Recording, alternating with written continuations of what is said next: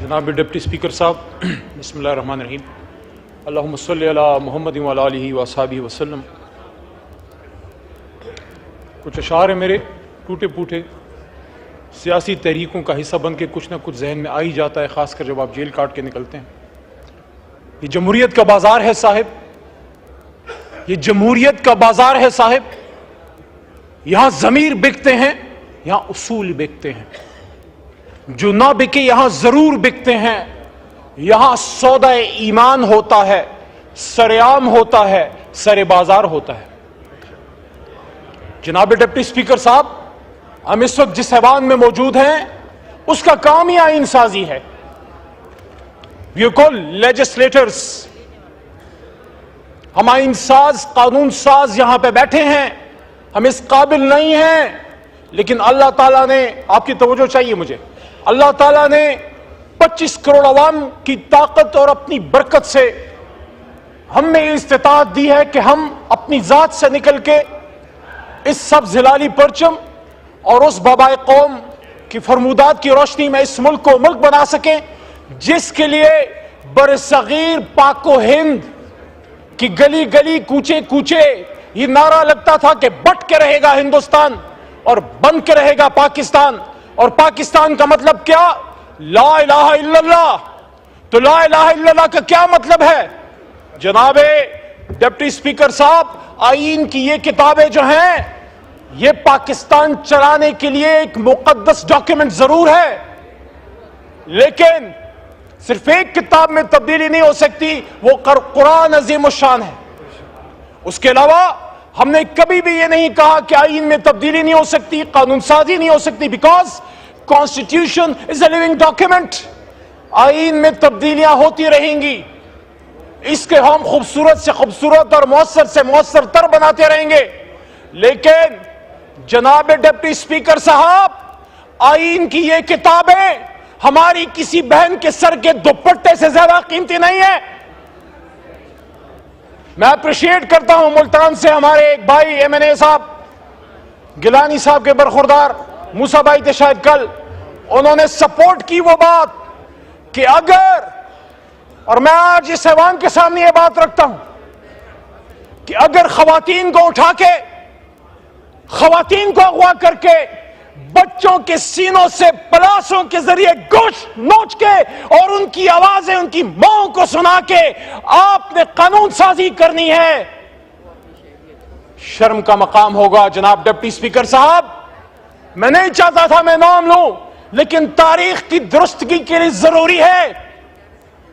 گھر کے سامنے سابق وزیر خارجہ جناب شاہ محمود قریشی صاحب کی بہو، ہماری بہن، میرے چھوٹے بھائی زین قریشی کی گھریلو خاتون وائف کو جب نقاب پوشوں نے اغوا کیا، میرے بھائیوں، میرے دوستوں، آپ اگر اس بات پہ سٹینڈ لے لیتے جب اس ایوان میں آپ کے اور میرے 10 بھائیوں کو اٹھا کے لے گئے رات کو، آج تک 9 ستمبر کی رات تھی وہ، آج ہم 18 اکتوبر کو رو رہے ہیں۔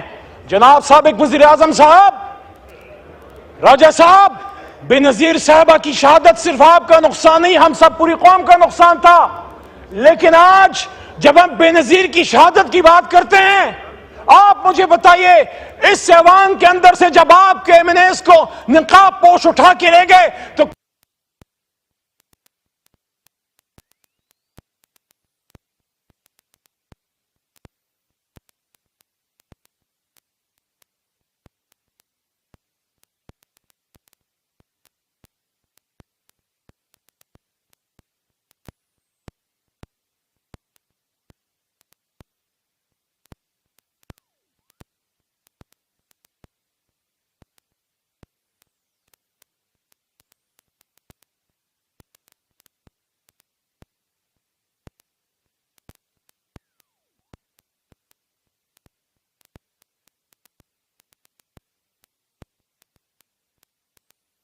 کیس چل رہا تھا، میرے استاد محترم جو شہید ہو گئے، لطیف افریدی لالا، جو پختونوں کی شان تھے، اس بھٹو ریفرنس کیس میں وہ امائکس تھے اور میں ان کے ساتھ 2011 سے سپریم کورٹ آتا تھا۔ بھٹو صاحب کے اس کیس میں میں ان کے ساتھ وہاں سپریم کورٹ میں آتا تھا، ہمارے سامنے وہ کیس چلا لیکن پھر نہیں پورا ہو سکا۔ لیکن میں اپریشیٹ کرتا ہوں آج کی سپریم کورٹ کو اور جج صاحبان کو، منصور صاحب اور ان کے ساتھ جتنے ساتھی ان کے ججز ہیں، کہ آج انصاف کرنے کی کوشش کی گئی 50 سال بعد کہ بھٹو صاحب کا ریفرنس جو ہے اس کا فیصلہ کیا گیا کہ وہ فیصلہ غلط تھا. لیکن میں تو اس وقت ایوان میں نہیں تھا، میں تو اس ایوان سے باہر تھا، اور میں نے یہاں پہ کھڑے ہو کے موجودہ وزیر اعظم شہباز شریف صاحب کے سامنے یہ بات رکھی کہ جب سابق وزیر اعظم جناب عمران خان صاحب پہ جانی حملہ وزیر آباد میں ہوا، آپ کا سیاسی اختلاف ہوگا، لیکن کیا آپ کا فرض نہیں تھا بطور وزیر اعظم پاکستان کہ بہت ہو گیا، لیاقت علی خان صاحب، بھٹو صاحب، بے نظیر صاحبہ اور بہت سے، ہم یہ نہیں ہونے دیں گے اور وزیر اعظم کو شہید نہیں ہونے دیں گے. عمران خان تو گولی کھا کے، آپ نے کہا کہ 18 اکتوبر کو آپ کے کارکن بے نظیر صاحبہ کے ٹرک پہ وہ گئے اور انہوں نے کوشش کی کہ اپنے لیڈر کو بچا سکیں. ان لوگوں کا بھی پتہ کریں جو بے نظیر صاحبہ کو تڑپتا ہوا چھوڑ کے کہیں اور نکل گئے. لیکن اسی طرح جب وزیر آباد میں عمران خان صاحب پہ حملہ ہوا، ہمارے کارکن بھی لپ کے اس کنٹینر کی طرف، اور وہ مرد بحران جب باہر نکلا تو اس نے اسی طرح ہاتھ اٹھایا ہوا تھا، بدن پہ گولیاں کھا کے. عمران خان ڈرا نہیں تھا، جھکا نہیں تھا، خون نکل رہا تھا بدن سے، لیکن ہاتھ مکہ بلند تھا اسلام کے دشمنوں، پاکستان کے دشمنوں کے خلاف، آپ کے خلاف نہیں. یہاں پہ میرا ایک چھوٹا بھائی ہے، اس نے کل فلسطین کے حوالے سے عمران خان صاحب کے بارے میں بات کی. جناب ڈپٹی اسپیکر صاحب، وہ اس وقت ایوان کا حصہ نہیں تھے جب یہاں ہم نے 2 OIC کانفرنسز کی. یہاں پہ شنگھائی کوآپریشن آرگنائزیشن کا اجلاس ہوا، کامیاب ہوا. یہ کامیابی صرف آپ کی نہیں، ہماری بھی ہے. یہ کامیابی ریاست پاکستان، حکومت پاکستان، عوام پاکستان کی ہے. اسی لیے ہم نے 15 اکتوبر کا اپنا احتجاج مؤخر کیا کہ کوئی یہ نہ کہے باہر کے آنے والے مہمان کہ یہ تو آپس میں مشترک گریبان ہیں، یہ ہمارے ساتھ کیا تعاون کریں گے. لیکن ہم وہ بیان نہیں بھولے جناب، جب سابق وزیر خارجہ بلاول صاحب جب اس اپوزیشن میں تھے، اور جب یہی صورتحال تھی اپوزیشن اور حکومت کے بیچ میں، اور انہوں نے یہ بات کی. ہمیں بڑا لوگ کہتے ہیں SCO پہ آپ احتجاج کی بات کرتے تھے. بلاول صاحب آن ریکارڈ ہے جب انہوں نے کہا تھا کہ ہم اسی ایوان میں بیٹھیں گے اور ہم دیکھتے ہیں کہ ہاں وہ ایسی کیسے ہوتی ہے. لیکن ہم نے سمجھا، ہم نے اس کو درگزر کیا یا ہم نے اس کو نظر انداز کیا کہ جذبات میں ایک بات کی ایک نوجوان لیڈر نے. لیکن آج جب میرے سابق وزیر اعظم، میرے لیڈر پہ بات ہوتی ہے، اس کے فلسطین کا سے کمٹمنٹ پہ بات ہوتی ہے، تو اسی ایوان میں سابق وزیر اعظم عمران خان نے یہاں پہ تقریر کرتے ہوئے، جب امت مسلمہ کی لیڈرشپ یہاں پہ بیٹھی ہوئی تھی، انہوں نے کہا، امت مسلمہ کی مردہ لیڈرشپ کو کہا کہ آؤ کھڑے ہو جاؤ، آؤ ایک اسلامک بلاک بناتے ہیں فلسطین کے لیے، کشمیر کے لیے اور امت مسلمہ کے لیے. کہاں تھے آپ جو آج سوال کرتے ہیں؟ اور اس وقت آپ کہاں تھے جب یہ آدمی جس کو آپ نے 450 ساڑھے 400 دنوں سے جیل میں ڈالا ہے، جس سے آپ ہمیں ملاقات نہیں کرنے دیتے، پورا نظام ایک شخص کی ایک سٹیٹمنٹ سے ڈرا ہوا ہے، پورا نظام ایک شخص کی طرف دیکھ رہے کہ عمران خان کیا کہے گا. عمران خان نے جو کہنا تھا وہ صہیونیوں، نصرانیوں، یہودیوں اور ان کے گٹھ جوڑ کے بیچ میں یونائٹڈ نیشنز میں ایک بات کی تھی، and we will fight، ہم مقابلہ کریں گے. اور یہ بات بنی گالا عمران خان صاحب کو میں نے جناب ڈپٹی اسپیکر صاحب 2022 میں رژیم چینج کے بعد کی کہ خان صاحب یہ بات ٹھیک ہے کہ آزاد خارجہ پالیسی، روس سے تعلقات اور ایبسولوٹلی ناٹ بڑی وجوہات ہیں آپ کی حکومت ختم کرنے کی، لیکن میرے خیال میں سب سے جو بڑی وجہ ہے وہ یہ ہے کہ جب آپ نے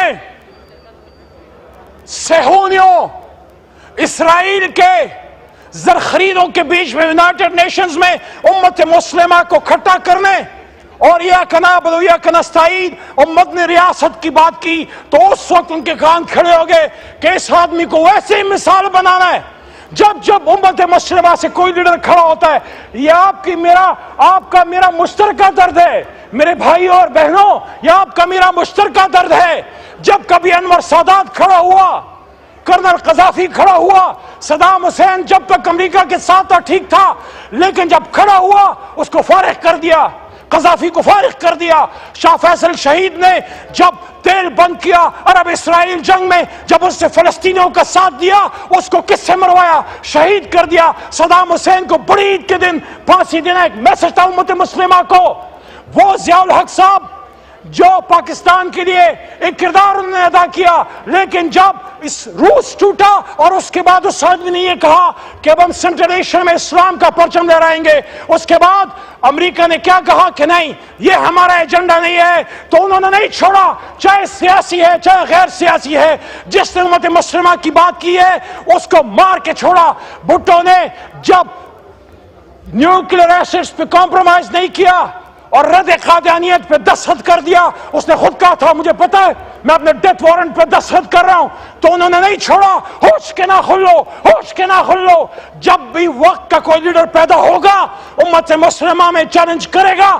جب ٹیپو سلطان پیدا ہوگا وہ کہیں نہ کہیں سے میر جعفر لا کے، میر صادق لا کے پیٹ سے وار کریں گے. یہی عمران خان کے ساتھ ہوا، لیکن وہ خوش قسمت ہے اللہ نے اس کی زندگی لکھی تھی، ورنہ وزیر آباد میں ملک کے دشمن، اسلام کے دشمن، پاکستان کے دشمن اپنا کام کر گئے تھے. تو میرے دوستو آپ آئین سازی کیجئے، لیکن لوگوں کے سروں سے دوپٹے چھین کے نہیں. آپ آئین سازی کیجئے، لیکن فیاض ہمارے ایم این اے ہیں، آپ کے بھی بچے ہوں گے، آپ کے بھی بیٹے ہوں گے.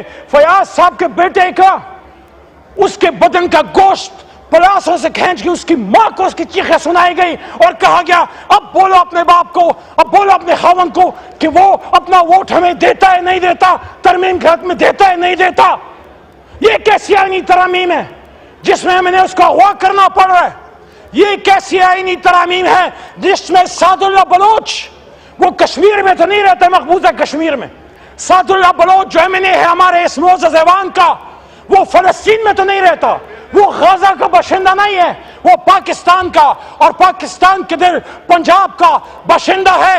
اس کی وائف، اس کی بیٹی اور ان کی خالہ کو اٹھا لیا گیا اور تھریٹ کیا گیا کہ آؤ ووٹ کرو ان ترامیم کے حق میں، ورنہ آپ کے ساتھ یہ اور یہ کیا جائے گا. یہ آپ کی ترامیم ہے. آپ سوال کرو بلاول صاحب سے، میاں نواز شریف صاحب سے سوال کریں کہ کیا یہ سب آپ کی مرضی سے ہو رہا ہے؟ راج صاحب یہ کافی نہیں ہے، یہ کافی نہیں ہے کہ آپ یہ کہیں کہ ہم نہیں کر رہے. ہو سکتا ہے آپ نہ کر رہے ہوں، لیکن حکومت آپ کی ہے، حکومت مسلم لیگ نون کی ہے، صدر پاکستان پیپلز پارٹی کا ہے. بڑا عجیب لگتا ہے، بڑا عجیب لگتا ہے آئین بنانے والی جماعت جو اپنے آپ کو آئین بنانے کی دعوے دار کہتی ہے اور ووٹ کو عزت دو کی نمبردار مسلم لیگ نون، آپ کے دور میں آئین کے ساتھ، بنیادی انسانی حقوق کے ساتھ یہ کھلواڑ ہو رہا ہے. آپ مجھے بتائیں کیا آپ پاکستان کی تاریخ کے سامنے سرخرو ہوں گے آج جو سپریم کورٹ پہ حملہ ہے، آج جو جناب ڈپٹی اسپیکر صاحب توجہ کیجئے، آج جو چیف جسٹس آف پاکستان پہ حملہ ہے، یہ تو وہی چیف جسٹس کی کرسی ہے. بڑا شہید بی بی کی بات کرتے ہیں. صرف قربانیوں کو ہم نے کیش نہیں کرنا، ان کے قربانیوں کا جو ماخذ ہے، اس کا جو اصل ہے، اس پہ عمل کرنا ہے. شہید بی بی نے اپنی شہادت سے پہلے کہا تھا اپنے چیف جسٹس کے گھر پہ پاکستان کا جھنڈا لہراؤں گی. میاں صاحب خود نکلے تھے، لانگ مارچ کیا تھا چیف جسٹس صاحب کے لیے اور سپریم کورٹ کے لیے. قاضی حسین احمد صاحب نے قربانی دی اور ہمارے لیڈر عمران خان صاحب نے جیل کاٹی آزاد سپریم کورٹ کے لیے. تو جناب ڈپٹی اسپیکر صاحب، جب اتنی قربانیوں سے ہم نے اپنے سپریم کورٹ کو مضبوط کیا، چیف جسٹس کو توانا کیا، اس کی کرسی کو تگڑا کیا، آپ پھر کیوں اپنی باتوں سے پیچھے ہٹ رہے ہیں؟ آپ کیوں پھر سپریم کورٹ پہ حملہ آور ہو رہے ہیں یا اپنا کندھا دے رہے ہیں؟ کیا ایک ملک میں دو وزیر اعظم ہو سکتے ہیں؟ کیا ایک ملک میں دو آرمی چیف ہو سکتے ہیں؟ کیا ایک جماعت میں دو چیئرمین ہو سکتے ہیں؟ اگر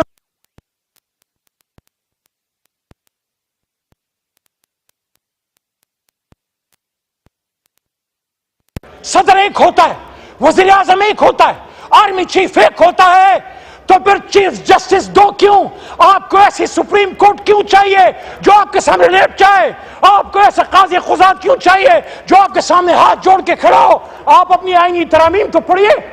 میں خود اس پارلیمنٹری کمیٹی کا ممبر ہوں, 2018 سے ممبر ہوں. اس میں 8 ممبران ہیں, 4 حکومت کے, 4 اپوزیشن کے.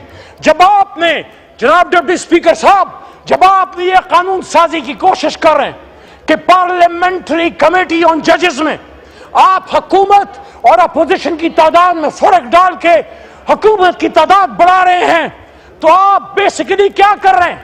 جو حکومتی ممبران ہوں گے وہ اپنی حکومت کی لان ٹو کریں گے. آپ بیسیکلی چیف جسٹس کو ملک کے وزیر اعظم چاہے وہ کوئی بھی ہو اس کے آگے سبسروینٹ کر رہے ہیں. اگر وزیر اعظم پاکستان چیف جسٹس کو نامینیٹ کرے گا تو اسلام کا کانسیپٹ ہے قاضی علی السلطان. قاضی سلطان کے اوپر طاقتور ہوتا ہے, وہ ہر کسی سے پوچھ سکتا ہے. جب آپ اس کے طریقہ انتخاب کو چینج کر رہے ہیں, آپ بیسیکلی کانسٹیٹیوشن کے گرنڈوں کو چھیڑ رہے ہیں, بنیادوں کو چھیڑ رہے ہیں. ہمارا آئین پاکستان سپریشن آف پاورز کے کانسیپٹ پہ مشتمل ہے, آزاد عدلیہ, آزاد مقننہ اور آزاد انتظامیہ. لیکن جب آپ نے 19 بیلنس چھیڑ دیا تو آج تو آپ کو اپنی مرضی کا کوئی چیف جسٹس مل جائے گا, لیکن کل کو پھر کوئی اور مولوی مشتاق ادھر سے پیدا ہو کے کسی اور بھٹو کو ٹانگے گا. کیا آپ تاریخ میں جواب دے سکو گے؟ کیا آپ سخرو ہو سکو گے جو آپ سپریم کورٹ کو حکومت وقت کی پاؤں کی چوٹی بنانا چاہ رہے ہیں؟ میرے دوستو, میرے بھائیوں, ہمارے دین کا کانسیپٹ ہے قاضی سوال کرتا ہے, اس کے پاس اختیار ہے. 184(3) سو موٹو اس پہ حملہ ہے. کیوں حملہ ہے؟ کیونکہ 8 فروری کے الیکشن میں جو ڈاکہ پڑا اس پہ ہماری پٹیشن سپریم کورٹ میں موجود ہے, اور اس کو 184(3) کے تحت چیف جسٹس جو بھی آتا ہے اٹھا سکتا ہے. آپ چاہتے ہیں کہ جو بھی نیا چیف جسٹس آتا ہے اس کے آنے سے پہلے یہ اختیار لے لو, اور چیف جسٹس کے اپوائنٹمنٹ کا اختیار چیف جسٹس آف پاکستان کا وزیر اعظم پاکستان کو دے دو, اور ساتھ میں آئینی کورٹ. کون سی آئینی کورٹ؟ کس لیے آئینی کورٹ؟ کس طرح کی آئینی کورٹ؟ آپ مجھے بتائیے, 2008 سے 2013 تک آصف علی زرداری صاحب صدر پاکستان نہیں تھے؟ راجہ صاحب جب گفتگو فرما رہے تھے سابق وزیر اعظم, آپ وزیر اعظم نہیں تھے. اس کے بعد میاں صاحب 13 سے 18 تک وزیر اعظم نہیں تھے. بیچ میں شاہد خاقان صاحب آ گئے, اور اس کے بعد 16 مہینے پھر آپ اکٹھے تھے. شہباز شریف صاحب وزیر اعظم, بلاول صاحب ان کے ساتھ وزیر خارجہ. تب تو آپ کو آئینی ترامیم کا دورہ نہیں پڑا, تب تو آپ کو بے نظیر بھٹو صاحبہ سے اپنی کمٹمنٹ یاد نہیں آئی, تب تو آپ کو بھٹو صاحب کی قربانی یاد نہیں آئی کہ ایک جج نے ان کے ساتھ کیا کیا. اور جس جج نے آپ کو انصاف دیا, اتنی تو محسن کش نہ بنے, اتنی تو رواداری, اتنی تو حیا رکھیں کہ جو شخص 50 سال بعد آپ کو انصاف دے گیا, آپ اس کے انصاف سے اتنا ڈرتے ہیں. کیوں؟ آپ کو اپنی مرضی کا انصاف چاہیے. 50 سال بعد اگر بھٹو کو انصاف مل گیا تو پچھلے سال کا انصاف نہیں ہونا چاہیے. اور یہ کس نے کہا ہے کہ جو آ رہا ہے وہ کسی کو انصاف دے گا؟ انصاف تو رب کریم دے گا. میں آپ سے یہ کہہ رہا ہوں, خدا را آپ آئینی ترامیم لائیے, ہم اس کے لیے بات کرنے کے لیے تیار ہیں, لیکن اس ایوان میں لائیے, اندھیر کمروں میں نہیں, کسی کی مرضی منشا پہ نہیں. رات کے 1-2 بجے جب اس حکومت کا برائے نام لا منسٹر میڈیا کے سامنے یہ کہتا ہے کہ مجھے تو مسودہ مل گیا, آپ مجھے بتائیے مسودہ, آغا صاحب مسودہ کہاں سے آیا؟ میری معلومات کے مطابق, میں بھی ایک چھوٹا موٹا منسٹر رہا ہوں اس حکومتوں میں, میری معلومات کے مطابق لا منسٹر جب قانون بناتا ہے وہ کیبنٹ کی اپروول سے, وزیر اعظم کی منشا سے اس کی لا ڈویژن بناتی ہے. لا منسٹر کو کبھی یہ نہیں کہنا پڑتا کہ مجھے مسودہ مل گیا. کہاں سے ملا مسودہ؟ کس نے بنایا مسودہ؟ کس نے بھیجا مسودہ؟ کس لیے بھیجا مسودہ؟ میں پیپلز پارٹی پہ میرا بڑا سوال ہے, کیونکہ جس سے توقع ہوتی ہے اسی سے سوال ہوتا ہے. آپ کہتے ہیں ہم نے آئین پاکستان بنایا, بلاول صاحب آج نہیں ہے, ورنہ میں محترم بلاول صاحب سے پوچھتا کہ اور تو کوئی کرے تو کرے. آپ کی جماعت بھٹو صاحب کی جماعت کیسے آرٹیکلیٹ میں چینج کر سکتی ہے؟ فنڈامنٹل رائٹس کو کیسے آپ چینج کر سکتے ہیں؟ ملٹری کورٹس کے حق میں کیسے آپ بات کر سکتے ہیں؟ بنیادی انسانی حقوق میں آپ چینج کیسے کر سکتے ہیں؟ میرے بھائیوں اور دوستو، قرآن میں اللہ فرماتے وَأَمْرُهُمْ شُورَىٰ بَيْنَهُمْ، اور مومنین کو جب کوئی مسئلہ ہوتا ہے تو آپس میں شورا کرتے ہیں. یہ شورا کو شورائیت کا اختیار دو. جو اختیار نہیں دے رہا چھینو اپنا اختیار. یہاں چیزیں لاؤ، یہاں فیصلہ کرو. یہاں فیصلہ کرو گے ہم وہ مسودہ عمران خان کے سامنے لے کے رکھ دیں گے کہ خان صاحب یہ کہیں سے آیا نہیں ہے، ڈکٹیٹ نہیں ہوا، یہ بنیادی انسانی حقوق کے خلاف نہیں ہے، یہ آپ کو ملٹری کورٹ کے حوالے کرنے کے لیے نہیں ہے، یہ پاکستان میں انصاف کے لیے ہے، آئین کو بہتر کرنے کے لیے ہم ان کو قائل کریں گے. وہ بھی انصاف کے نام پہ جماعت بنائے بیٹھا ہے. لیکن آج اگر یہاں پہ اس ایوان میں آپ ایسے قوانین پاس کر رہے ہیں جس کے لیے کل آپ تاریخ کے سامنے شرمسار ہوں گے کہ آپ بھول گئے ایک مطلق اعلان نے آپ ہی کے لیڈر کو ہتھکڑیاں پہنا کے ملک سے باہر در بدر کیا. ہاں، میرا لیڈر در بدر ہونے کے لیے تیار نہیں ہے. وہ کھڑا ہے، وہ ڈیل نہیں لے رہا، وہ کہتا ہے میں کھڑا ہوں، میں نہیں جاؤں گا، ملک چھوڑ کے نہیں جاؤں گا. لیکن کچھ لوگوں کو چھوڑ کے جانا پڑتا ہے. کچھ گئے ہیں، میں برا نہیں کہتا، ماضی میں بہت سی لیڈرشپ جلا وطن بھی ہوئی ہے. لیکن جو آپ کے ساتھ ہوا ہے آپ وہی گڑا پھر کھود رہے ہو. یاد رکھنا، جو بوتے ہو وہ کاٹو گے. آج جو کرو گے یہ دنیا مکافات عمل کی جگہ ہے. آج آپ عمران خان صاحب کو ٹانگنے کے لیے، ان کو ملٹری کورٹ کے حوالے کرنے کے لیے کسی کی خواہشات پوری کر رہے ہیں. یہ آئینی ترامیم جس طریقے سے پاس کرنے کی کوشش کی جا رہی ہے، اغوا کر کے، ابڈکٹ کر کے، خواتین کو اٹھا کے، صرف شہریار آفریدی کی وائف اور ان کی بیٹیاں، ان کو اٹھانا کافی نہیں تھا. جو آپ نے وہ سلسلہ آج بھی رکھا. اگر آپ اس طریقے سے کریں گے تو میں بصد احترام کہوں گا جناب ڈپٹی اسپیکر صاحب کہ یہ آئینی ترامیم نہیں، یہ غیر آئینی ترامیم ہے. یہ غیر آئینی ترامیم ہے. آپ کھڑے ہو جائیں اور ڈیمانڈ کریں، کیا وہ بات کرتے ہیں، لیکن یا ان سے بات کر لو یا ان سے لڑ لو. یہ کیسے ہو سکتا ہے کہ دن کی روشنی میں تو اسپیشل کمیٹی بیٹھے، وہ عمر ایوب، صاحبزادہ حامد رضا، بیرسٹر گوہر یا عامر ڈوگر سے بات کرے اور رات کی تاریکی میں آپ ہماری ماں بہنیں اٹھا لیں. یاد رکھنا عزت سے اوپر کوئی چیز نہیں ہے. عزت پہ حرف آئے گی تو پھر آئین قانون پیچھے رہ جائے گا. اس ملک میں بہت برا حال خدا نخواستہ ہو جائے گا.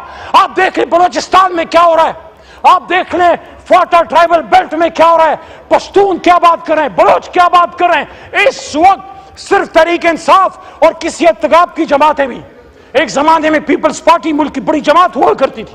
یہ بڑی جماعتیں خاص کر پی ٹی آئی کشمیر میں ہے، جی بی میں ہے، سندھ میں ہے، کراچی میں ہے، جب بلوچستان میں ہے، پنجاب میں ہے، اسلام آباد میں ہے اور خیبر پختونخوا میں ہماری جماعتیں، بڑی وفاقی جماعتیں علاقائی تعصب کو بڑھنے نہیں دیتی. بلوچ، پنجابی، سندھی، پٹھان کے نام پہ سیاست کرنے نہیں دیتی. یہ جماعتیں نسل کی امتیاز سے اوپر اٹھ کے پاکستانیت اور جناح کے نام پہ سیاست کرتی ہیں. جب آپ ان بڑی جماعتوں کو کمزور کرو گے، ان کو لوگوں کو اٹھاؤ گے، ان کو مارو گے، ان کو بے عزت کرو گے، آپ اس ملک کو ان لوگوں، ان خطرناک افریتوں کے ہاتھ میں آپ دھکیل دو گے جو بلوچستان میں ہمارے فوج کو نہیں چھوڑ رہے، جو خیبر پختونخوا میں ہماری ایف سی کو نہیں چھوڑ رہے، جو ہمارے مزدوروں کو نہیں چھوڑے. دکی میں جو ہوا بلوچستان میں 20 مزدوروں کا کیا قصور تھا، پنجابی مزدور کا کیا قصور ہے، پشتون کا کیا قصور ہے جو مزدوری کے لیے باہر گیا ہے اور اس کی گھر کی عزت تاراج ہو رہی ہے ٹرائبل بیلٹ میں، یا بلوچ کا کیا قصور ہے. اس کے لیے ضروری ہے کہ آج ہم یہاں مل کے بیٹھیں. آپ ان آئینی ترامیم کو اس ایوان میں لائیں، اس پہ مہینہ 2 مہینے بحث کریں. ہم انشاءاللہ اس کو وہ بہتر کر کے دیں گے کہ آئین پاکستان کا نظارہ دنیا کرے گی. اس میں بنیادی انسانی حقوق کا تحفظ بھی ہوگا، اس میں سویلین سپریمیسی بھی ہوگی، لیکن اس میں آزاد جوڈیشری بھی ہوگی. اور یہ فوج بھی ہماری دشمن نہیں ہے. ایک دن اگر فوج نہ ہو یہ ملک نہیں رہ سکتا.